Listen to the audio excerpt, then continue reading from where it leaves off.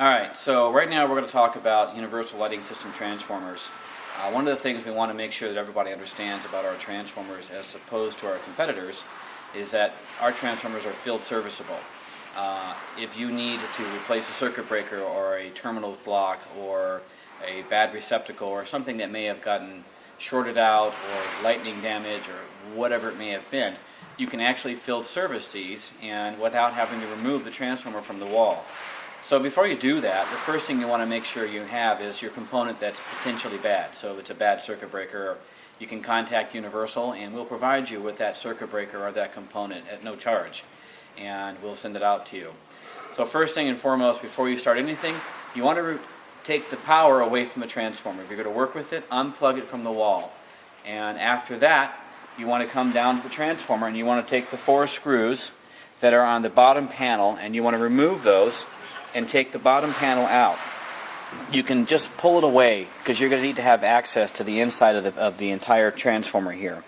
You can set it aside and let it slide down and fall to the ground if necessary. You do not have to remove the wires from the terminal block. You can keep those connected, and which is a really nice feature about having a field serviceable transformer. You've done all this work to set it all up for your client, and you want to make sure that you don't mess it up if you have to take it off the wall if something should go wrong with it. Most transformers, the core that's inside here is in very good condition, and the actual stainless steel box in great condition. Generally the things that go out are circuit breakers, the terminal blocks right down in here, and there is a receptacle right here that sometimes can come loose, although very rare, but we have run across it, and when we do that we provide a replacement part. What causes these things to happen? The terminal blocks generally go bad because of overvolting, overamping I should state.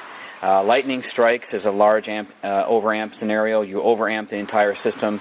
If that happens, generally the circuit breaker is going to trip first, depending on the circuit that you're using, and it's going to trip at 25 amps, which is the measurement for each circuit breaker. If you trip it too often and the circuit breaker gets weak, then what happens is the circuit breaker isn't doing its job. It needs to be replaced, but until you replace it, you continue to try to reset it, and you're getting the terminal block too hot. And when that happens, you can overheat it, and that could cause discoloration and actually cause the plastic to melt.